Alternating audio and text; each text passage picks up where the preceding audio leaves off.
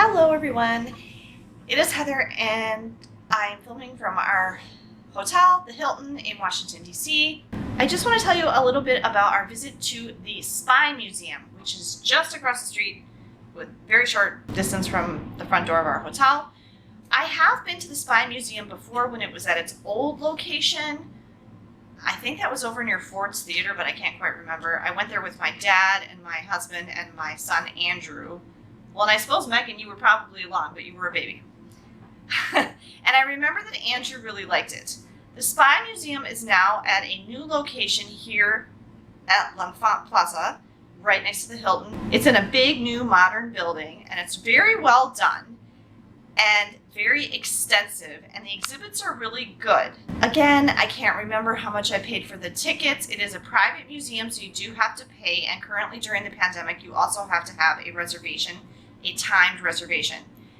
They say that you need to have 2 hours to go through the Spy Museum. And sorry, I will put the price that I paid. I'll have to look it up when I get home for the tickets down below.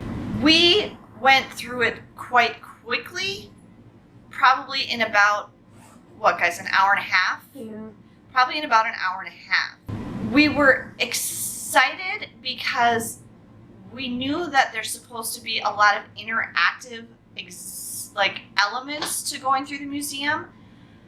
They give you a stylus and a badge, and then you take this little assessment at the beginning, and they give you a secret identity, and you have to memorize your secret identity and where you're from, and something about your mission, and like a code word. And we didn't figure out until the very end, which I wish they would tell you this. I think there is RFID technology in the little badges that they give you. And so everything that you walk up to and go near in the museum, it's keeping track of that for your secret identity. And we didn't know that, and so we were kind of frustrated going through because we felt like we were missing out on whatever we were supposed to be doing to progress through the secret mission, if you will, in the museum. Like, we kept looking around like, what are we supposed to be doing? How does it assess us, because you're supposed to be doing something. And also, I didn't really understand what our mission was. It didn't really explain it very well. The first thing you do is you go up in an elevator. They say, okay, pick up a stylus and a badge. And normally the badges are on lanyards and you would wear it around your neck, but you had to carry it. And I think that, and possibly also the styluses, styli, what's the plural of stylus, is because of the pandemic. And then you go to these interactive screens, and that's where you take the little assessment that assigns you your secret identity. And then you go into a room and you sit down and you watch a 6-minute film, which is narrated by Morgan Freeman, which is very cool. There is a lot of stuff in the films throughout the museum by actual spies, where they were interviewing actual spies or former spies or people with intelligence agencies. That was kind of interesting. But that beginning thing, again, that film didn't really explain what exactly you were supposed to be doing. I did think one thing was kind of cool that went with the pandemic. They kept reminding us to keep our disguise on. Yeah.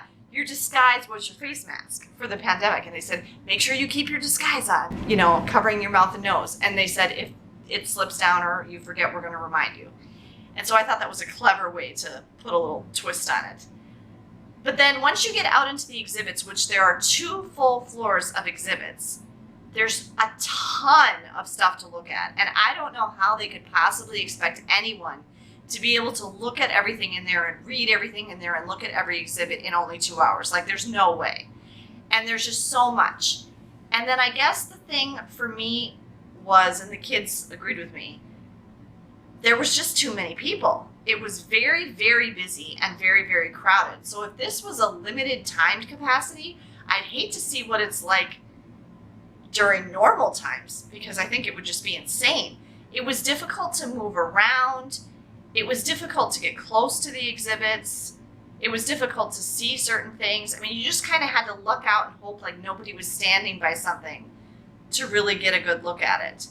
And I just felt like it was very crowded. And it's not so much that I'm concerned about the virus at this point, because we're all vaccinated and everybody had masks on. It's just that it makes it difficult to see everything in the museum. And then just my ankle was really hurting, and so walking around a museum like that is hard for me right now because of my ankle. And I think you got tired too, didn't you, Ben? Yep.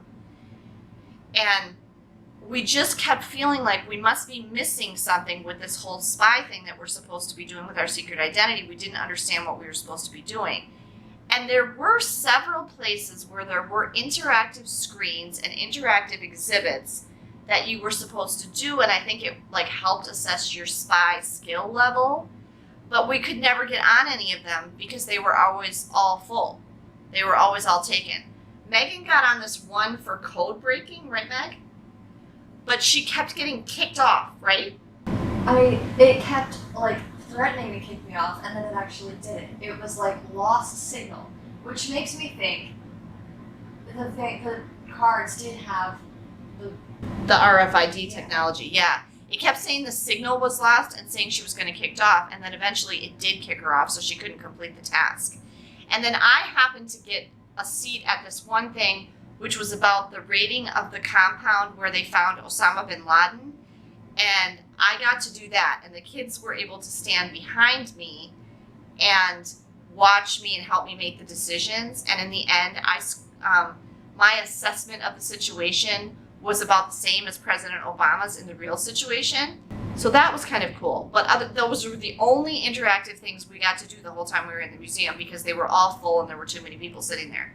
So we went through it, I think, quicker than most people because we were just a little confused and we were a little bit frustrated with what we were supposed to be doing and not being able to participate in the interactive stuff.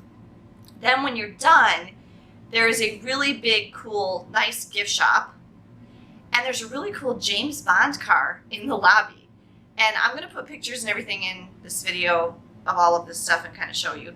We were not allowed to take video in the museum, but you could take pictures. So that's why I'm just putting in pictures here instead of any actual video of the museum. I still would recommend the Spy Museum, but two things. I would not recommend it to younger kids. Yeah, like under 10 maybe? Yeah, 10 or under, I think they would be bored and they won't understand I it. even was kind of bored. Yeah, Ben was, yeah. Me too. Even Megan was a little bit bored, and they're teenagers.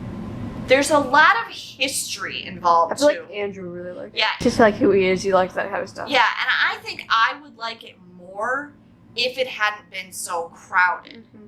And so if you're going to go to that, I would recommend it for, older teens and adults.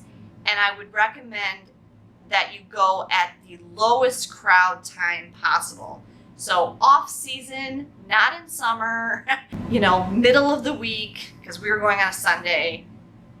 Whenever it's going to be the least amount of people in the museum possible. Maybe early in the morning, like right when they open. I'm just guessing. It's a very nice, well-done museum, and I think it could be fun if you're really into that. But it was a little bit overwhelming because there's so much information and so many exhibits. And it was frustrating because it was so crowded and we really didn't understand what we were supposed to be doing.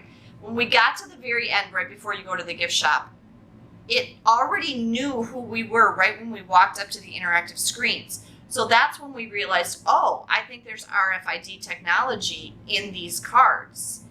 And then it told you what you were good at. Did we all get physical strength? No, I got the sneaky one. Okay. Stealth. I got physical strength and something. What was your second one, Meg? It was only physical strength and stuff. Good memory. Yeah, no, I got something else. And we said, we wonder if they gave us good physical strength because we walked through it so fast. That's the only thing we could tell. And so then we started to wonder, did it somehow see what exhibits we paid attention to and what things we did while we were in there because of the RFID technology? That was our guess. In the end, you dropped your little card and your stylus into these recycling bins. I'm sure they're going to sterilize them and reuse them. So overall, that was kind of our experience at the Spy Museum. If anybody else has been to the Spy Museum, let us know in the comments what you thought of it and how did you like it. Thanks so much for watching this video. Be sure to give it a thumbs up below if you enjoyed it, and be sure you're subscribed to my channel so you don't miss any of our upcoming content from this trip or our future travels.